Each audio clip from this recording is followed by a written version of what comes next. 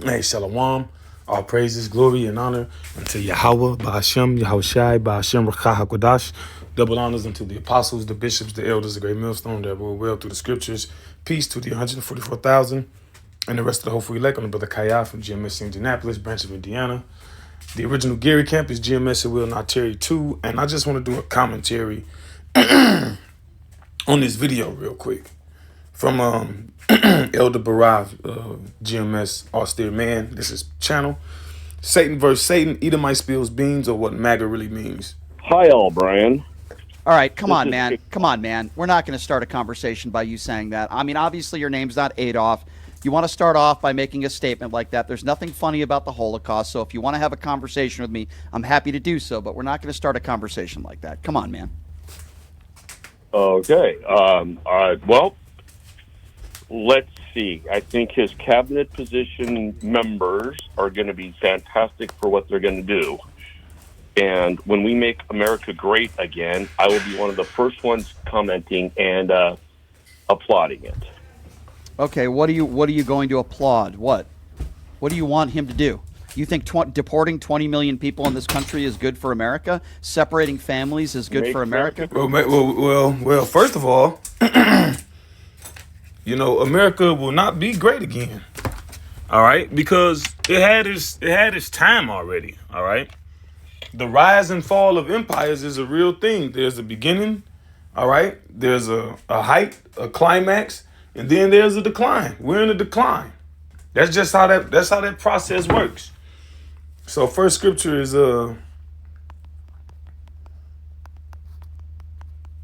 right, Jeremiah 51:8. Matter of fact, Jeremiah 51:7. Babylon have been a golden cup in Yahweh Ba'ashem Yahushai's hand that made all the earth drunken.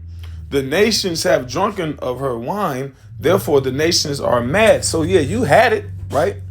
You Edomites, you so-called white people, y'all had the world. All the nations flocked to y'all, right? But the thing is that you got to understand is that you're in the Lord's hand, all right? So if the Lord ain't with you, then you can't continue, right? Let me grab something else. Let me see. This is 1 second. What is that scripture? Rest, make trouble. Let me see. Okay. Job 34:29. It says, when he giveth quietness, who then can make trouble? Right? So when the Lord give you rest and when the Lord give you peace, can't nobody do nothing against you. When you read Maccabees, right? The first Maccabees and Alexander, when the Lord gave him the ability to conquer, he was conquering everything. It said what? The earth was quiet before him. All right? Could nobody resist Alexander? All right? And at a certain point, could nobody resist Babylon the Great, America? All right? The beast, the beast power system. It couldn't be resisted. All right? It says, and when he hideth his face, who then can behold him? See, now the Lord ain't dealing with you. All right? If he ain't dealing with you, you can't do nothing. Job, what is it? 14:5 says he have appointed his bounds that he cannot pass. That's everybody. All right? When you read what is that? First, let me see if that was properly Job 14:5. Right? Yes, seeing his days are determined, the number of his months are with thee, thou hast appointed his bounds that he cannot pass. Right? So everybody got a time period. All right? And the Lord, he doeth not move nor stir to that said measure be fulfilled. And what you're seeing right now is the Lord being stirred up against you with your world ending, with your what you see right before your eyes, the lack of hope for the future for your grandkids and you, because Esau Edom, he's smart enough to think about those things. Our people, so-called Negroes, Latinos, Native Americans who don't really, the how can I put it? The ones who are less enlightened, less informed, they just live for the day. Esau lived for the future of his children. All right, many of them, and what they're seeing is there isn't a future for their children and their grandchildren because it's the end of his age. All right, let me see one more on that topic.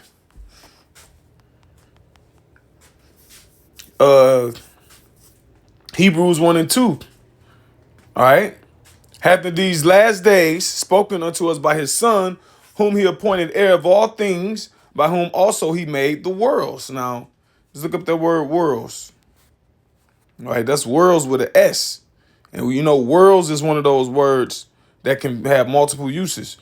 Right? Eon, forever and unbroken age, perpetuity of time, eternity, the world's universe, period of time. So the periods of time, all right, have already been structured and framed, all right, by Yahweh Shai. Yahweh appointed Yahweh Shai to do that. The Medo-Persians had a time. They had a world. The Greeks, the Romans, the Babylonians, the Egyptians, everybody. And now we're coming to the end of yours. All right, let me see. Back in Jeremiah. Oh no, let me finish the Job. Job 34 and 29. It says, when he giveth quietness, who then can make trouble? And when he hideth his face, who then can behold him? Whether it be done against a nation or against a man only. See, the Lord, he did that to us, right? The so-called Negroes, Latinos, Native Americans doing slavery. He came over here and decimated the northern kingdom. Then he went to the west coast of Africa and grabbed the southern kingdom.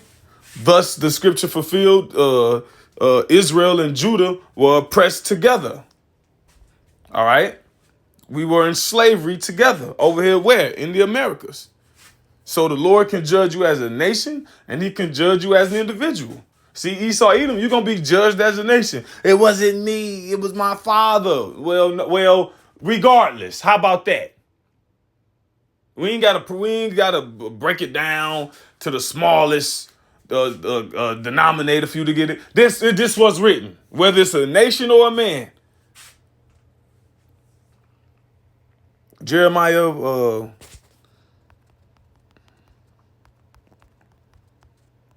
right? Jeremiah 51 and 8.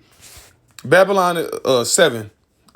I read that again. No, I read that already. I read 8. Babylon is suddenly fallen and destroyed, right? Because this happened all of a sudden. Now, there was things, now, the analysts knew it was coming, but the common people didn't know. They still was holding on to that hope. They was holding and holding until it smacked them in the face, like a toad or a frog. I believe it's a toad.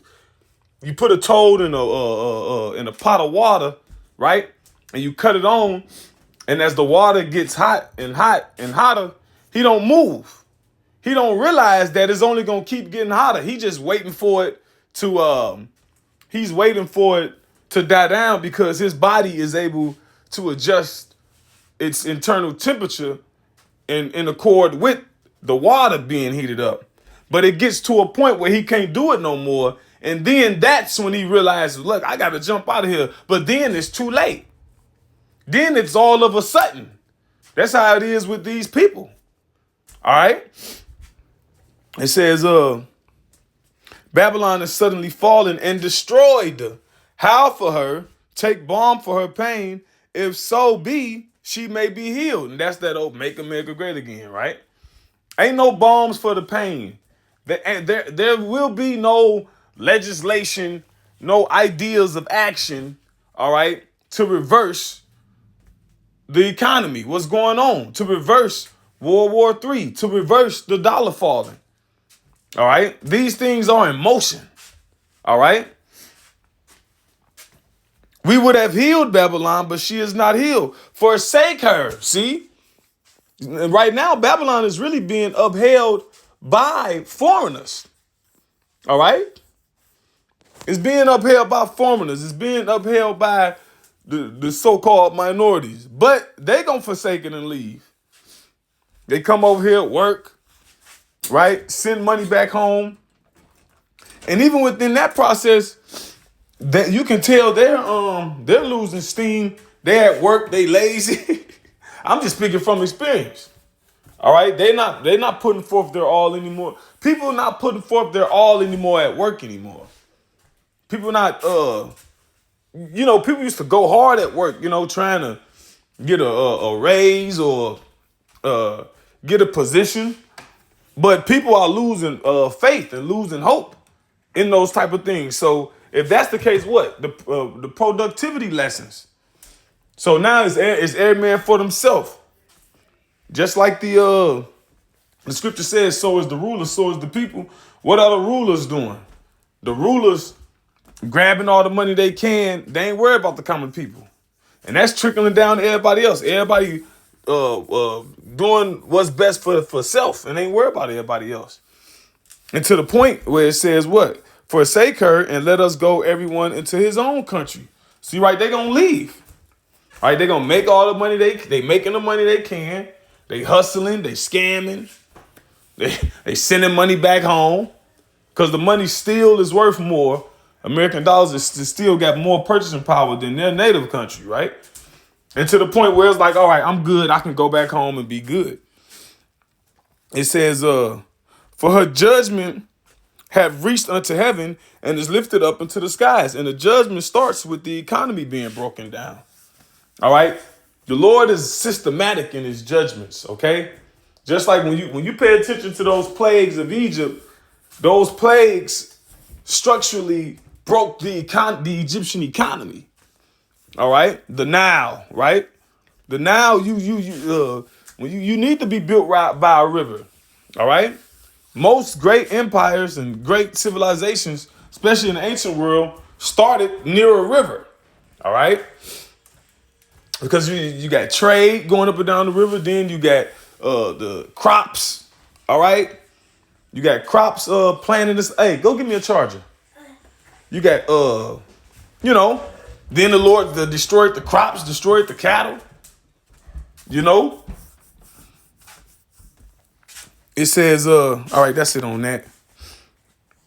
Great again. So you Making think America great again. And what does Make America Great Again mean for you, Adolf, if that's your name? What does Make America Great Again mean to you?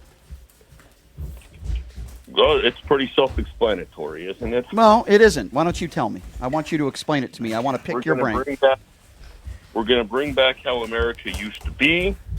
We are going to bring back a white supremacy. We're going to bring back white order. You want to bring back white? You want to bring back white supremacy? Is that what you just said? White supremacy. Did I hear you right? Absolutely. So Make America. Thank you for being honest. So Make America Great Again to you means bringing back white supremacy. We're going to bring it back, and we're going to make this country great again, like it used to be. If you don't mind me asking you, Adolf, is that why you voted for Donald Trump? Because you want to bring back white supremacy? Is that one of the reasons why you voted for Donald Trump? Hell yeah. Well, I appreciate your honesty.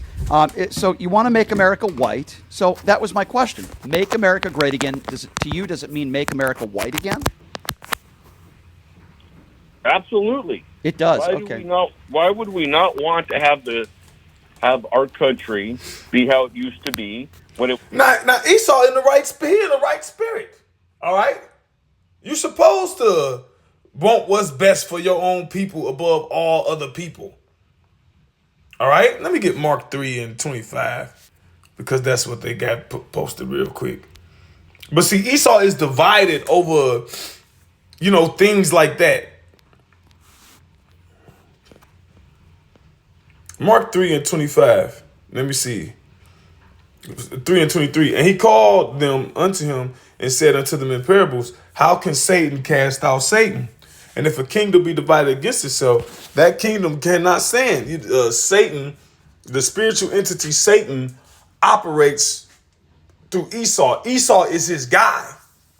The so-called white man, that's Satan's man, who he really operates through. And the so-called Negro, Latino, Native Americans, we're the men of Yahweh Bashim Yahushua. He operates through us. All right. And Esau, Edom, they are divided against each other. All right. All these different issues, they don't agree. And in times past, people would just disagree and still be friends. I remember a time before I could vote where people could discuss politics and religion and still have a drink and still look out for each other.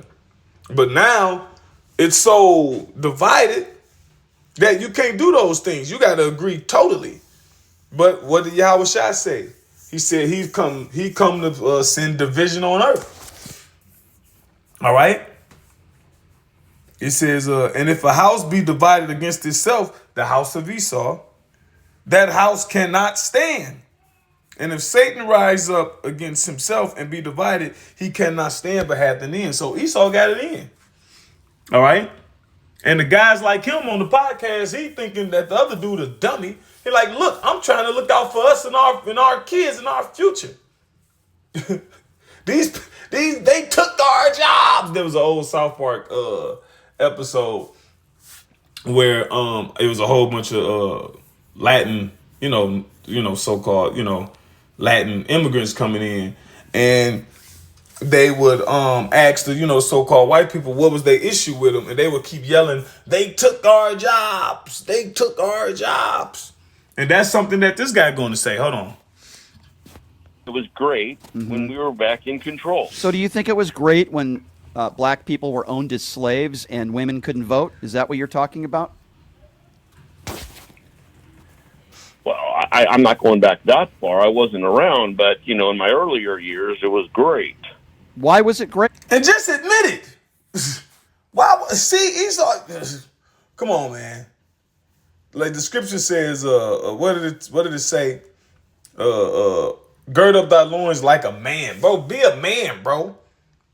See, Esau got all these different ideologies, which, when you take hold of them, it's basically against your nature. All right, he gets you to fight what your logical good sense tell you. Who don't want slaves, man? Come on, man. Another word for slave is an employee.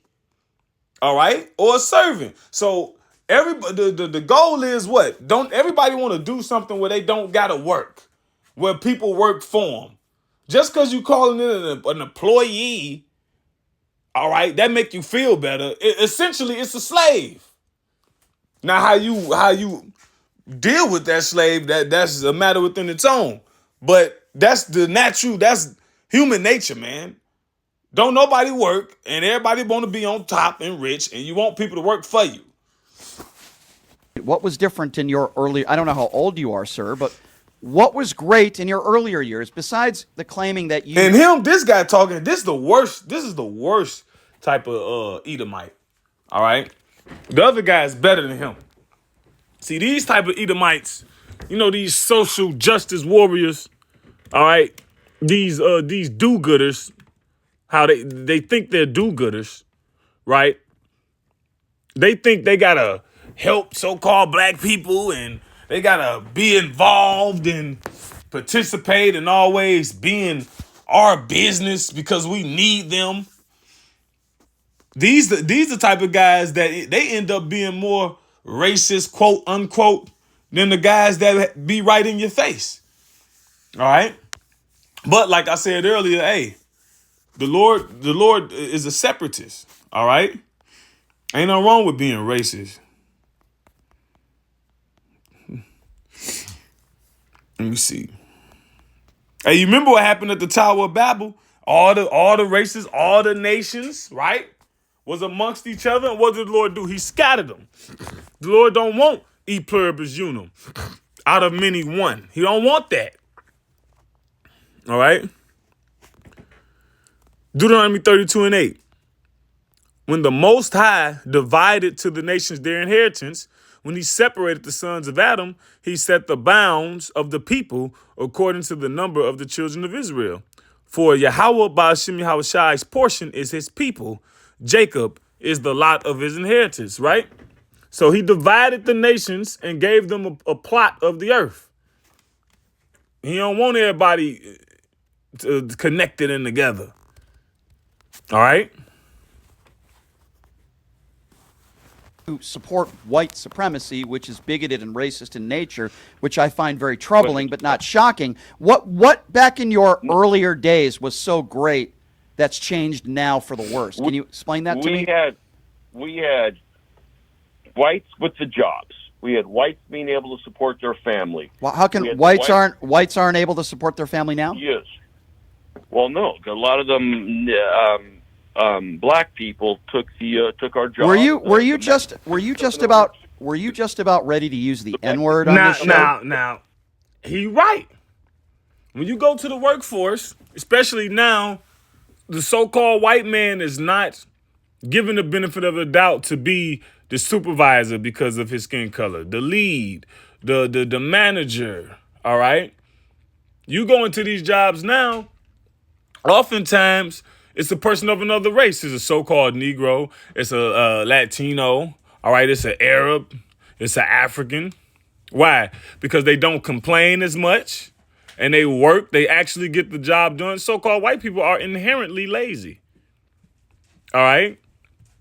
A lot of the quote-unquote good jobs that they had, paying 30, 35, 40 an hour, and weren't particularly hard jobs. It's just it'll be a whole bunch of small steps. And then for a long while, they was able to speak about how hard the job is, and you got it. And, people would be froze out of those jobs, right?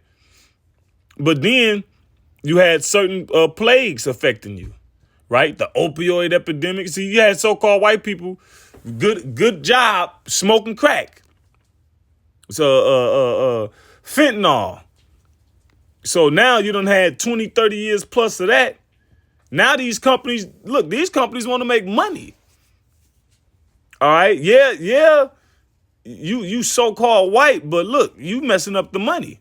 And you complaining. Unions. See, Jake get in these positions and be humble in them. They don't fight as much. They don't ask as much. But you do. So now you feeling it. I did a video that it didn't save, but it was called Esau and the Workplace. And it's an old Edomite man, and he's like in his 50s, and he got the lowest position at the job. Just working on the line, work boxes, standing in one spot on the conveyor boxes. Job paying less than 20 an hour, easily, 17, 18, and the job I have particularly makes considerably more than his position. We was talking one day and I could just feel what might have been going on in his mind, because never in a million years did he think that he'd be in a position like that.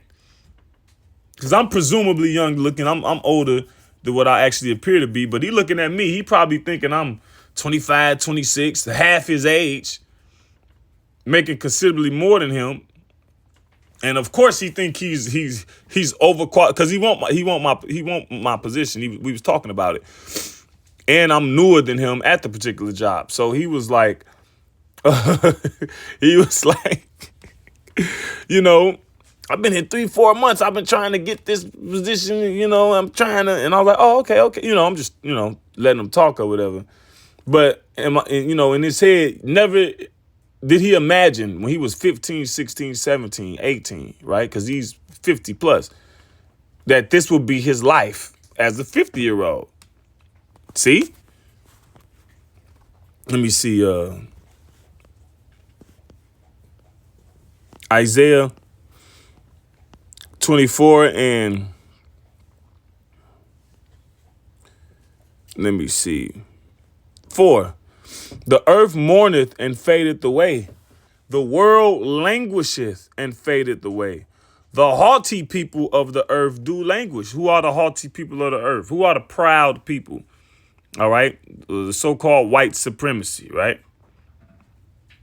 And when you further listen to this video, you can hear it in this guy's statements. He's going to say something to this effect. All right. But now they're languishing. When you languish, you don't have motivation to really get up and do things. You know, you are in a state of despair, and despair means without hope. All right. I just want to look up languish.